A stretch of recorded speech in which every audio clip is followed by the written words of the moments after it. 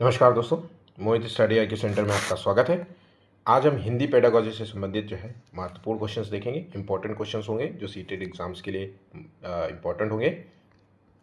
यही क्वेश्चंस जो है आपके एग्जाम्स में पूछे जाएंगे, इसलिए वीडियो को लास्ट तक ज़रूर देखिएगा। क्वेश्चंस को अच्छे से तैयार कर लीजिएगा, अच्छे क्वेश्चंस हैं। वीडियो पसंद आए तो प्लीज़ वीडियो को लाइक कर लीजिएगा। 100 लाइक्स का टारगेट है। किसी भी क्वेश्चन से रिलेटेड कोई इशू हो तो कमेंट कीजिएगा, शेयर कीजिएगा अपने दोस्तों के साथ, ताकि वो भी इस वीडियो का लाभ ले सकें। और चैनल को सब्सक्राइब नहीं किया है तो प्लीज़ कर लेना, ठीक है। पहला क्वेश्चन है, भाषा अर्जन और भाषा अधिगम में महत्वपूर्ण अंतर है। देखिए, एक क्वेश्चन भाषा अर्जन और अधिगम में से कुछ ना कुछ आपसे पूछेगा ज़रूर, बहुत इंपॉर्टेंट क्वेश्चन है। तो देखिए, इसका सही आंसर क्या होगा? भाषा का जो है कठिनाई स्तर, या भाषा की पाठ्य पुस्तक, भाषा सीखने सिखाने की पद्धति, या भाषिक परिवेश की उपलब्धता। इसका सही आंसर है ऑप्शन डी, इसका सही आंसर। देखिए, भाषा अर्जन जो होता है ये स्वाभाविक रूप से सीखी जाने वाली भाषा होती है, अपने परिवेश से सीखी जाने वाली भाषा होती है ना। वातावरण से सीखी जाने वाली भाषा होती है। अन्वेषण से, नकल से जो है बच्चा जब आपकी नकल करता है, देखता है बोलते हुए, तो उन्हीं भाषा को अपना लेता है, ठीक है। तो अन्वेषण से सीखी जाने वाली भाषा होती है। भाषा अधिगम का संबंध होता है नियमों से, व्याकरण से। यहाँ पे बच्चा नियम सीखता है, व्याकरण सीखता है ना। इस भाषा के जो है एक प्रक्रिया है उसको सीखता है। तो इसलिए हम कह सकते हैं कि जो औपचारिक और अनौपचारिक भाषा है, इसमें से कौन सी होगी? तो जो अनौपचारिक भाषा होगी ये होगी भाषा अर्जन, और औपचारिक भाषा होगी जो यहाँ पे भाषा अधिगम। तो भाषा का परिवेश कैसा है इन दोनों के संदर्भ में? इसमें नियम सिखाए जाते हैं, और इसमें जो है ये स्वाभाविक रूप से वातावरण से, अन्वेषण से, ये सब चीज़ों से सीखी जाती है। आंसर हो गया डी, ठीक है। हिंदी भाषा की पाठ्य पुस्तक में लोकगीतों को शामिल करने का कौन सा उद्देश्य सबसे कम महत्वपूर्ण होगा? तो लोकगीत क्या करते हैं? लोकगीतों से जो है संबंधित जो है राज्यों की जानकारी देना होता है, या लोकगीतों की जो रसानुभूति, लोकगीत होते हैं उसमें किस प्रकार का रस है। जैसे ब्रज के जो गीत होते हैं, है ना, और जो है नौटंकी में जो गाए जाने वाले गीत होते हैं, रामलीला में, तो ये सब लोकगीत है। उस खास क्षेत्र जो है एरिया में गाए जाने वाले जो है गीत होते हैं। तो इसमें इसे रसानुभूति कराना, लोकगीतों के माध्यम से भारत की सांस्कृतिक जो है विशेषताओं से परिचय कराना, ये भी बिल्कुल सही बात है। लोकगीतों की जो है भाषिक विशेषताओं से जो है परिचय कर होने का अवसर मुहैया कराना, कि वहाँ उस क्षेत्र की जो है भाषा कैसी है और उसकी खूबियाँ क्या है। तो जो ए आंसर है वो गलत होगा। ऑप्शन ए यहाँ पे सबसे कम महत्वपूर्ण है। अगला क्वेश्चन है, भाषा अधिगम के संबंध में निम्नलिखित में से कौन सा कथन उचित होगा? मैंने अभी आपको भाषा अधिगम और अर्जन के बारे में बताया है। अगर वो बातें याद रहेंगी तो देखिए आप समझ पाएंगे क्वेश्चन का क्या होगा। तो भाषा अधिगम में सबसे उचित जो है कथन का हमें चयन करना है। भाषा अधिगम जो होता है ये औपचारिक जो है शिक्षण और अभ्यास पर आधारित होता है, जिसमें हम बच्चा अभ्यास के माध्यम से नियमों को सीखता है, व्याकरण के सीखता है ना। तो जैसे लक्ष्य भाषा होती है वही होती है भाषा अधिगम। आप लक्ष्य भाषा की तरफ बढ़ते हैं। जैसे आपकी मान लीजिए भाषा अर्जन जो है वो हिंदी भाषा में हुआ है, स्वाभाविक है। आपने आसपास के परिवेश, आपका माहौल जो घर का था वो आपका हिंदी भाषा था, लेकिन आपकी लक्ष्य भाषा जो थी, जो अभ्यास से अर्जित करिए, वो है अंग्रेजी। तो अधिगम कौन सा हुआ? इंग्लिश भाषा हुआ, और अर्जन क्या हुआ? वो हिंदी भाषा हुआ, ठीक है। भाषा अधिगम बिना किसी शिक्षण के स्वतः हो जाता है, तो बिना किसी शिक्षण के स्वतः हो जाता है, वो अर्जन होता है। व्याकरण नियमों का कोई महत्व नहीं होता, इसमें व्याकरण नियमों का बहुत महत्व होता है, ठीक है। भाषा अधिगम केवल घर के परिवेश में ही संभव है, तो भाषा अर्जन जो है वो घर के परिवेश में संभव है, या आसपास का जो माहौल है उससे संभव है, ठीक है। तो याद रखिएगा, अधिगम केवल घर के परिवेश के साथ साथ बाहर का भी माहौल मैटर करता है, ठीक है। कहानियाँ जो है बच्चों के भाषा विकास में किस प्रकार सहायक है? तो कहानियाँ क्या करती हैं बच्चों के लिए? आप बच्चों को जब कहानियाँ सुनाते हो तो उसमें नियम सीखते हैं बच्चे, या फिर खाली समय में जो है सदुपयोग करने में मदद करती है, या फिर पाठ्य पुस्तक का सबसे जो भी कहानी की बुक है उसको राइम्स की माफ करना भाई,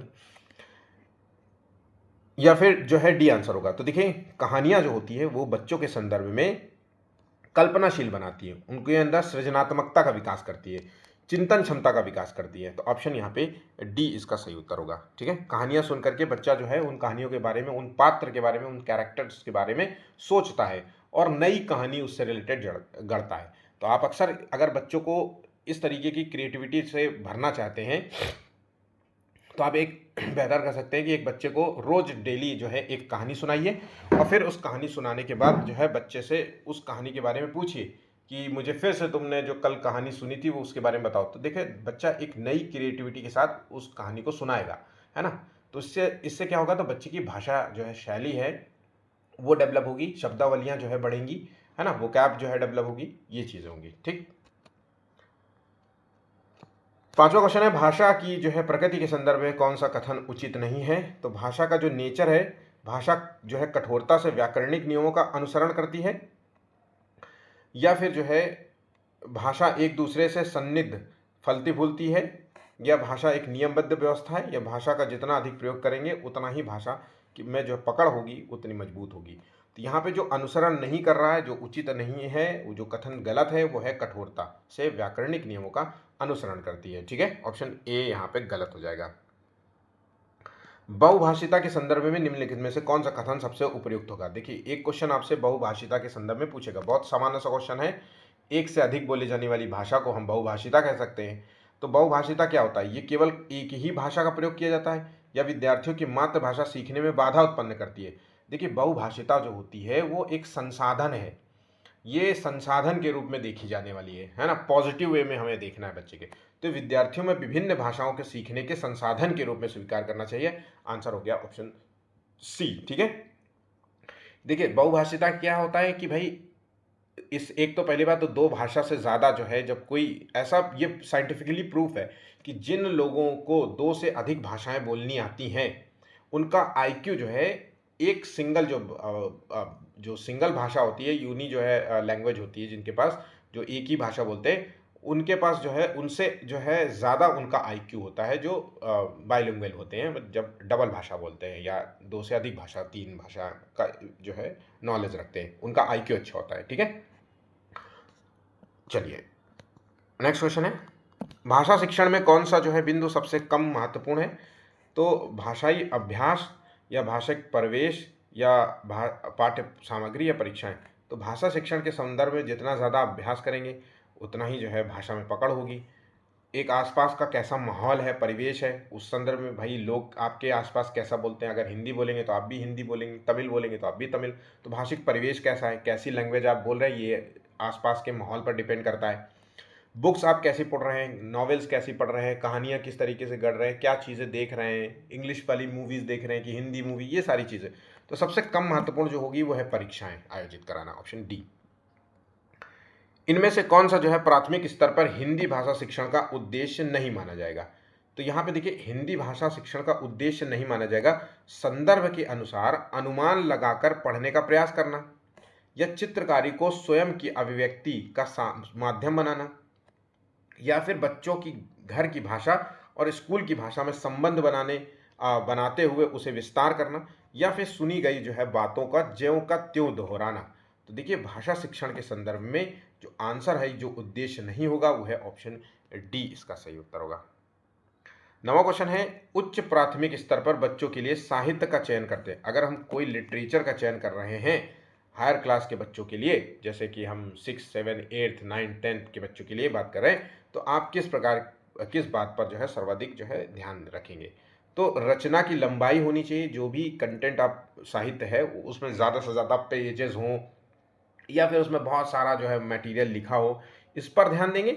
या फिर हम इस बात का ध्यान देंगे कि बच्चों का स्तर क्या है और उनका इंटरेस्ट क्या है। तो हर बच्चे के इंटरेस्ट और उसके स्तर को ध्यान में रख करके हम लिटरेचर रखेंगे, है ना। ध्यान रखिएगा, सरल भाषा और रचनाकार की प्रसिद्धि से कोई मतलब संबंध नहीं है इस क्वेश्चन का। ऑप्शन यहाँ पे बी इसका सही उत्तर होगा। भाषा में सतत और व्यापक मूल्यांकन का उद्देश्य है। तो सतत और व्यापक मूल्यांकन का उद्देश्य केवल बच्चों की कमियां जानना नहीं होता, या फिर केवल ये जानना कि बच्चों ने कितना सीखा, या फिर बच्चों को उत्तीर्ण पास करना या फेल करना की श्रेणी में रखना नहीं होगा। ये बच्चों द्वारा भाषा सीखने की प्रक्रिया को जानना और समझना। तो आंसर हो गया ऑप्शन डी। भाई हम सतत मूल्यांकन में हम क्या करेंगे, बच्चे का हम हर स्टेज पर मूल्यांकन करते रहेंगे। व्यापक मूल्यांकन में हम लार्ज स्केल पे हम बच्चे का मूल्यांकन करेंगे, बड़े स्केल पर मूल्यांकन करेंगे, है ना।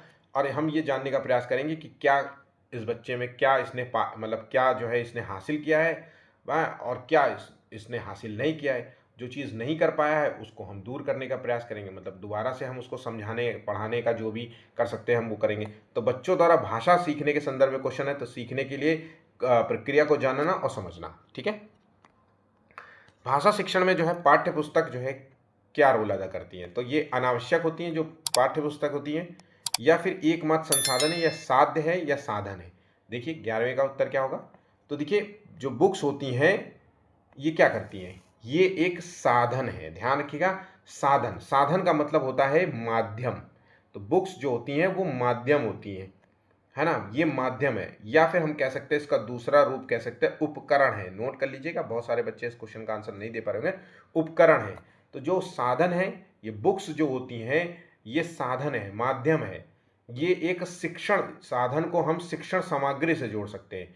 याद रखिएगा, शिक्षण सामग्री से, ये क्वेश्चन बहुत बार पूछा गया है, सामग्री, ठीक है। और जो साध्य है, साध्य क्या है, ये एक गोल है, आप क्या हासिल करना चाहते हैं, क्या साध्य या क्या आपका लक्ष्य है, क्या साध्य है या क्या लक्ष्य है, क्या हासिल करना है, अंतिम परिणाम क्या होगा। तो यहाँ पे साध्य को हम गोल से कह सकते हैं, या अंतिम परिणाम से कह सकते हैं, या भाषा लिखने और बोलने पढ़ने की क्षमता हासिल करना। ये क्या होता है, ये हमारे, जैसे हमने किसी से कहा कि भाषा लिखने बोलने की पढ़ने की क्षमता हासिल करना, ये भाषा साध्य है या साधन है, तो भैया देखो ये साध्य है, क्योंकि आपका गोल क्या है, लिखना पढ़ना और बोलना, ठीक है। सृजनात्मकता का बच्चे में विकास करना, ज्ञान में जो है भाषा का प्रयोग करना, ये सभी जो है साध्य में आएंगे, ठीक है। ऑप्शन यहाँ पे भाषा शिक्षण के संदर्भ में ऑप्शन डी यहाँ पे सही होगा, मतलब पाठ्य पुस्तक के संदर्भ में, ठीक है। निम्नलिखित में से कौन सा जो है उच्च प्राथमिक स्तर पर भाषा शिक्षण का उद्देश्य नहीं माना जाएगा, तो देखिए सही रूप में समझना, व्याकरण नियम को रटना। अब बस यहाँ पे आंसर हमें तुरंत रटना जहां मिल जाए उसे तुरंत गलत मार दीजिएगा। क्वेश्चन आपसे पूछ रहा है कि भाई क्या उद्देश्य नहीं होना चाहिए, तो आप वही चीज देखेंगे कि भाई जो निगेटिव आंसर दिया गया है वही उद्देश्य नहीं होना चाहिए। निजी अनुभवों के आधार पर भाषा का सृजनशील प्रयोग और दूसरों के अनुभव से जुड़ पाना और संदर्भों में जो है चीज़ों को समझना, ये सभी जो है भाषा शिक्षण के उद्देश्य माने जाएंगे, लेकिन जो है नियमों को रटना ये उद्देश्य नहीं माना जाएगा। अपनी मातृभाषा में किसान पर लिखी गई कविता को अपने मित्रों व शिक्षक को सुनाओ। हिंदी भाषा की पाठ्यपुस्तक में यह प्रश्न, तो भैया अपनी मातृभाषा में किसान पर लिखी गई कविता को मित्र और टीचर को सुनाना है। तो ये पाठ्यपुस्तक जो है प्रश्न किस तरीके का है, तो कक्षा में बच्चों को गीत गाने का अवसर देता है, या बहुभाषिक संदर्भ को पोषित करता है, या समय का सदुपयोग का जो है उत्कृष्ट जो है उदाहरण है, या मनोरंजन का साधन है। तो देखिए 13वें का क्वेश्चन का आंसर क्या होगा, तो देखिए ये बहुभाषिक संदर्भ को पोषित करता है, ठीक है। क्योंकि यहाँ पे बहुभाषिक का मतलब हर व्यक्ति बच्चा जो है अपनी अपनी भाषा में बच्चों को, अपने दोस्तों को, अपने टीचर्स को जो है इस कहानी को सुनाएगा, ठीक है, इस कविता को सुनाएगा। तो बहुभाषिक जो संदर्भ है उसी को पोषण दे रहा है, ऑप्शन बी। भाषा के संदर्भ में जो है निदानात्मक परीक्षण का उद्देश्य है, तो निदानात्मक परीक्षण का क्या उद्देश्य होता है, तो भैया देखो निदानात्मक परीक्षण का उद्देश्य होता है जो भी बच्चा सीखा है उस सीखने में जो भी कठिनाई हुई है उसको, और जो भी कमियां रह गई हैं उसको दूर करने का प्रयास किया जाएगा उस परीक्षण के बाद। जैसे डायग्नोस्ट होता है ना, आपका डायग्नोस जब होगा तभी तो पता चलता है कि आपके ब्लड शरीर में खून की कमी है, आपके शरीर में जो है किसी भी चीज़ की कमी हो, चाहे वो खून हो, विटामिन हो, या फिर जो है इलेक्ट्रिक केएफटी लीवर टेस्ट, ये सब चीज़ें तो यहाँ पे तभी तो पता चलता है। तो यहाँ पे बच्चों की जो है भाषा प्रयोग संबंधी कठिनाइयों के संबंध जो है संभावित जो है कारणों की पहचान करना और फिर उसको दूर करना, ऑप्शन डी। अल्लू अर्जुन 1 साल पहले आंध्र प्रदेश से उत्तर प्रदेश आया और वो हिंदी भाषा का प्रयोग करते समय बहुत सारी गलतियां कर रहा है, क्योंकि वो आंध्र प्रदेश से आया, उसकी भाषा जो है कन्नड़ है वहाँ की, है ना, और यहाँ पर जो है आकर के वो हिंदी बोल रहा है। तो एक टीचर के रूप में आप जो है किस कथन को सही मानेंगे, तो उसे हम जो है रोज जो है क्लास देंगे और हिंदी भाषा के शब्द बोलने का अभ्यास कराना चाहिए, या फिर अल्लू अर्जुन को भाषा प्रयोग के अधिक से अधिक जो है अवसर और उसे प्रोत्साहन देना चाहिए, या फिर अल्लू अर्जुन को बार बार उसकी गलतियों का एहसास कराएं, उसको गलतियां बताएं कि ये देखो गलत बोला, ये गलत बोला, या फिर अल्लू अर्जुन की मातृभाषा का प्रभाव लक्ष्य भाषा पर जो है नहीं पड़ने देना चाहिए। तो आंसर हो गया ऑप्शन बी। तो भाषा का जितना ज़्यादा वो प्रयोग करेगा, जितना ज़्यादा वो भाषा के शब्दावलियों को जो है यूज़ करेगा, है ना, डेली रोज़मर्रा के जीवन में, है ना, उसके लिए उसको प्रोत्साहन देना, तभी वो हिंदी भाषा को जल्दी से सीख पाएगा। ठीक है, क्योंकि यहाँ पे एक जो है उसकी भाषा भाषा अर्जन है, और यहाँ पे दूसरी जो भाषा है जहाँ पे वो गलतियाँ कर रहा है वो भाषा अधिगम से संबंधित है। ठीक है,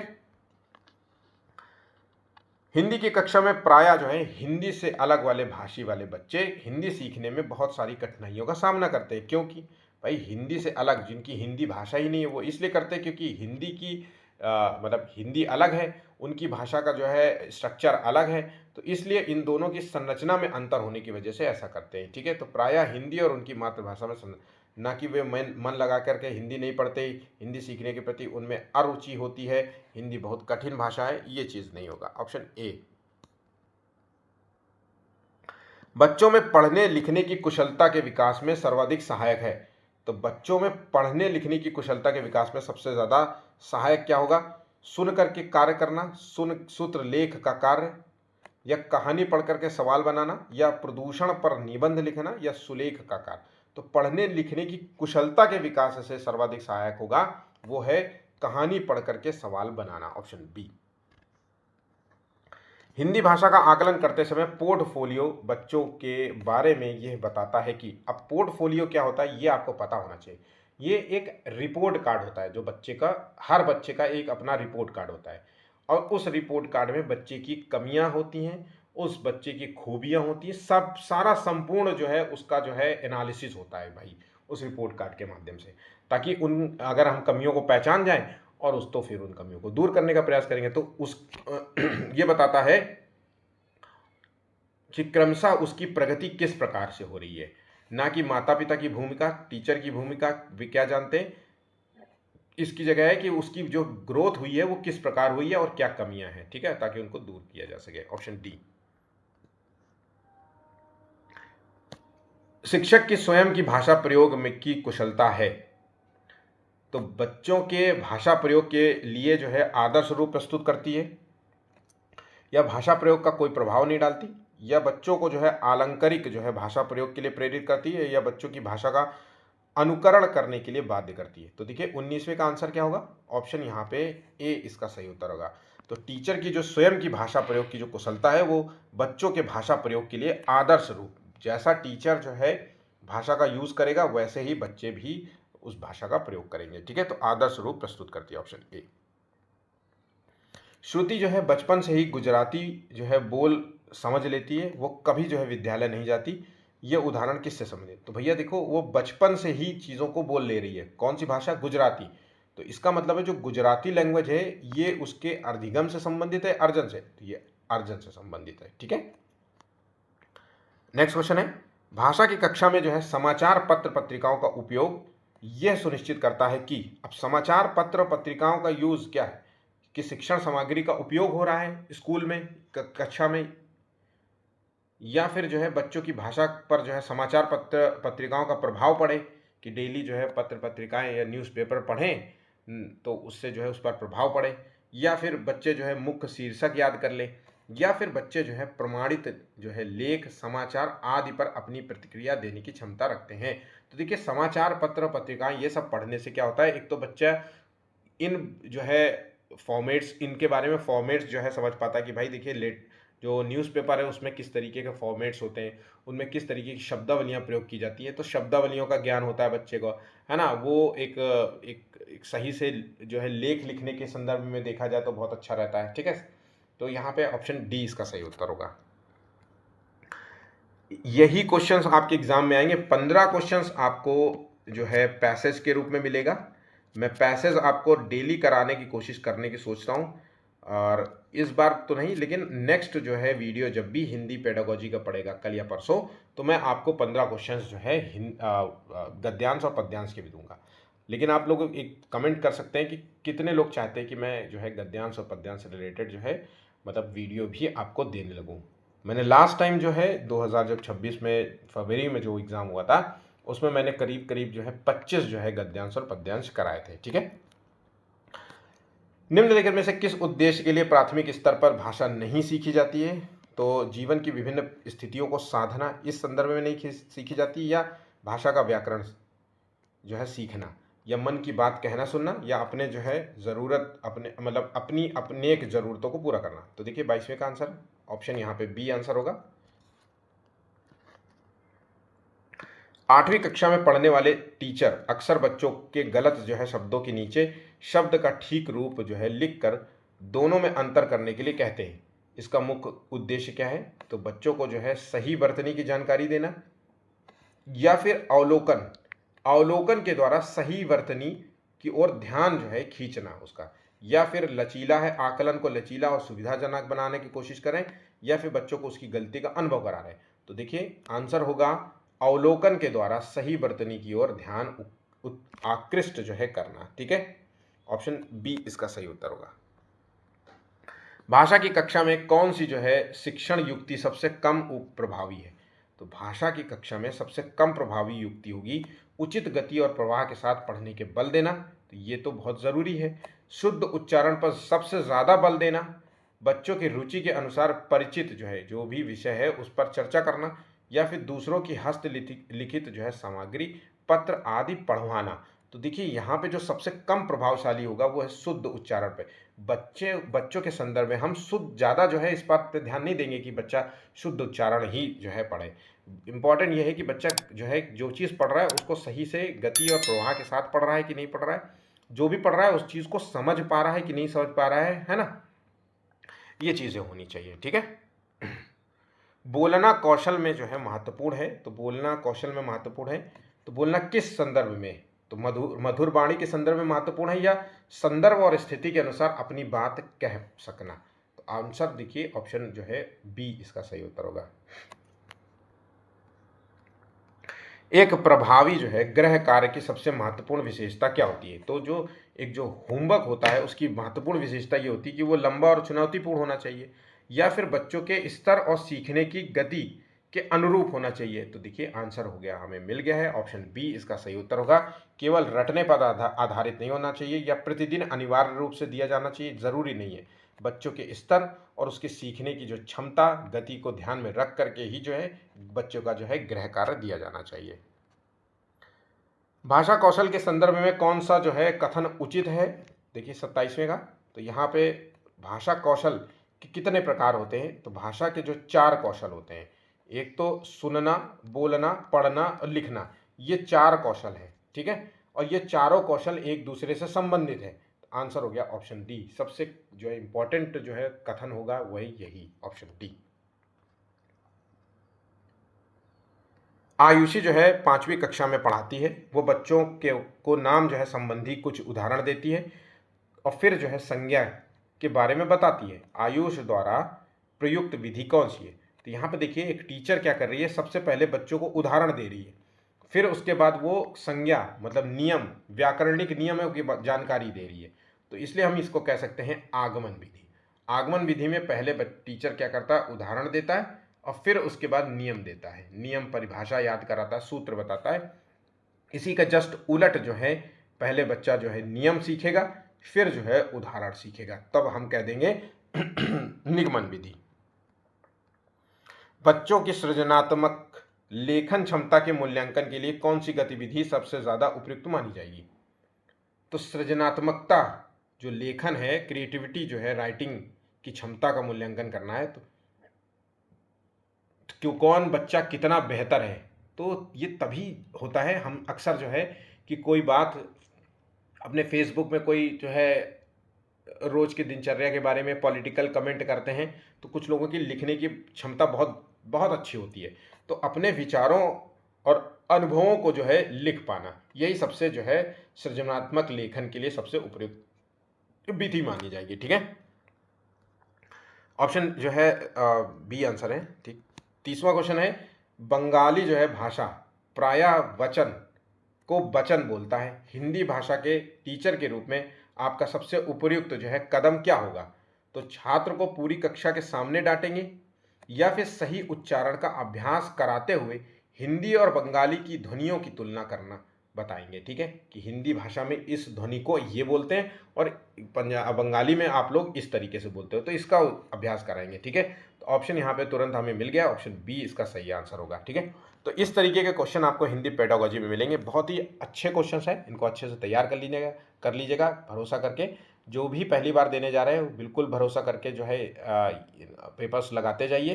कंप्लीट स्टडी नोट्स मैं आपको दे ही रहा हूँ, थ्योरी मटेरियल में दे ही रहा हूँ, सब कुछ आपको पूरा यहाँ से मिल जाएगा। ठीक है, बिना कोई कॉस्ट दिए, कोई पैसा दिए। तो प्लीज़ बस वीडियो को लाइक ज़रूर कर देना, शेयर कर देना और चैनल को सब्सक्राइब नहीं किया तो प्लीज़ उसको भी कर देना। धन्यवाद।